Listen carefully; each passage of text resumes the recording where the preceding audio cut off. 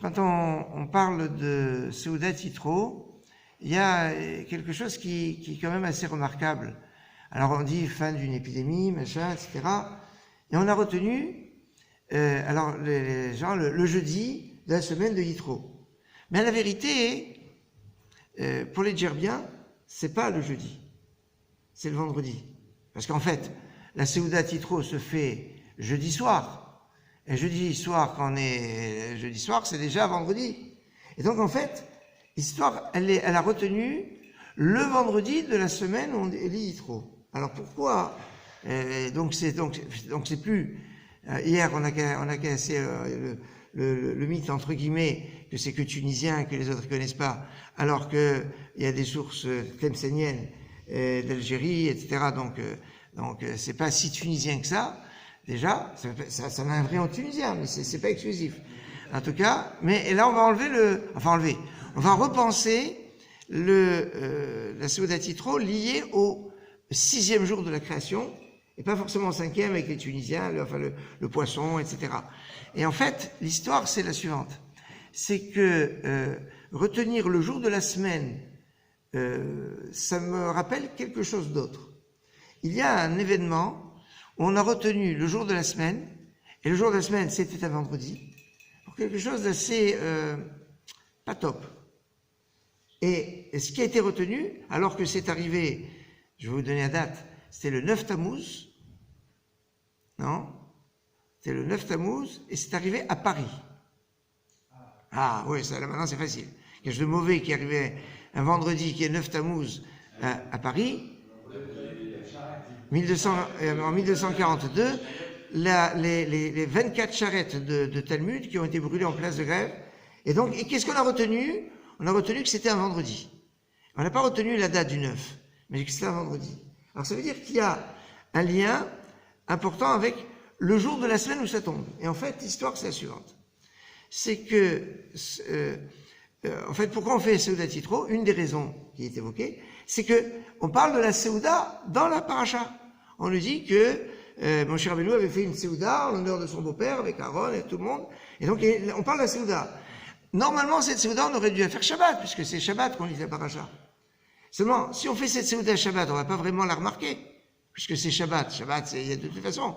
Donc, pour que c'est un sens, on va le lire, on va faire cette Seuda avant Shabbat. Alors, le plus proche du Shabbat, ça va être jeudi soir. Mais ça va plus loin que ça.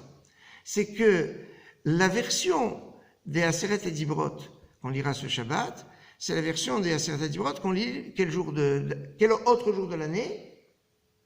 Le jour de Shavuot. Hein, c'est la version. Or, le jour de Shavuot, historiquement, c'est tombé quel jour? Shabbat. Avec comme relation extrêmement importante, c'est que vous savez qu'il y a deux versions des 10 commandements. Une qui est marquée dans notre paracha Yitro, et l'autre version dans Vaitranan. Et dans les deux versions, il y a des petites différences. Notamment, des différences qui peuvent être des fois notoires. Une des différences remarquables, c'est pourquoi on fait Shabbat. Dans Yitro, il y a marqué qu'on fait Shabbat en référence à la création du monde. Zecher le Maaseh Bereshit, comme on dit dans la Tefila. Mais maintenant, dans Vaitranan, dans la deuxième version des 10 commandements, qui est la version des deuxièmes tables, celles qui n'ont pas été détruites au passage, qui n'ont pas été brisées plutôt, eh bien, qu'est-ce qui est marqué là-bas? Pour te souvenir que tu étais esclave en Égypte et que tu as été libéré. Mais quel rapport entre la libération d'Égypte et le Shabbat? Alors, il y a plusieurs ponts possibles. Mais l'un des ponts les plus fondamentaux, c'est quoi l'aboutissement, le but de la sortie d'Égypte? C'est pas de sortir d'Égypte, c'est de recevoir la Torah.